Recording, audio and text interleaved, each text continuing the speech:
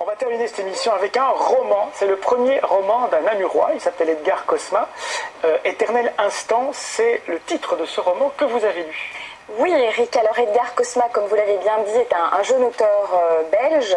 Il a fait notamment des études en philosophie et en journalisme. Et le côté philo, on va bien le ressentir justement dans le roman parce qu'il va nous poser des questions indirectement assez existentielles, des questions sur le sens du destin, sur le sens du hasard. Alors l'histoire, elle est avant tout générationnelle parce qu'on va traverser 3 générations d'hommes de la même famille, la famille Eugène. Donc il y aura le grand-père Eugène fils et Eugène petit-fils qui s'appelle Cédric, qui est le personnage contemporain de l'histoire. Alors ces hommes de la même famille ne se sont pas connus parce que le destin a fait qu'ils sont tous morts trop vite malheureusement, mais ils vont quand même laisser une trace à leurs fils respectifs, une espèce de petit héritage, et ce sont des lettres très touchantes qu'ils ont écrites juste avant leur mort, vraiment au moment où ils sentaient la mort arriver.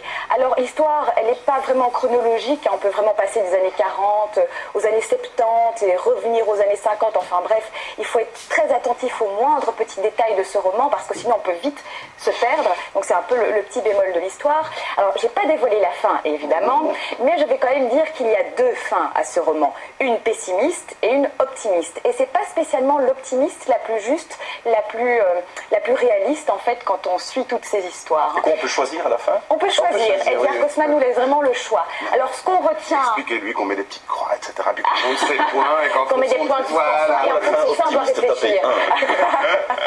Alors ce qu'on retient après une telle lecture, c'est que finalement on est tous quelque part victimes de son passé et victimes de sa propre histoire familiale. Et que finalement on n'hérite pas que de bonnes choses et que d'argent malheureusement. On hérite parfois de fardeaux et de choses très lourdes. Oui, parce que sur le 4e de couverture, il est écrit roman sur l'inacceptable condition humaine. Exactement. Mais comme vous le disiez, en fait c'est vrai que quand on lit ce livre, il faut rester super attentif pour pas décrocher. Et puis en même temps, ça nous fait penser aussi que dans nos vies, il faut qu'on reste attentif tout le temps pour pas manquer les rendez-vous que certains des protagonistes manquent dans le livre. C'est justement le hasard des choses. Le moindre petit détail peut faire que la vie va prendre tout d'un coup une autre tournure et va devenir une catastrophe parce que les personnages de cette histoire, ils vivent quand même des choses assez monstrueuses. Il y a des meurtres, des guerres, il y a du suspense, c'est très très bien écrit. Voilà, je trouve que l'écriture, c'est ça aussi qui fait ce bouquin, c'est que ça faisait longtemps, moi j'avais plus lu un livre qui était aussi bien écrit.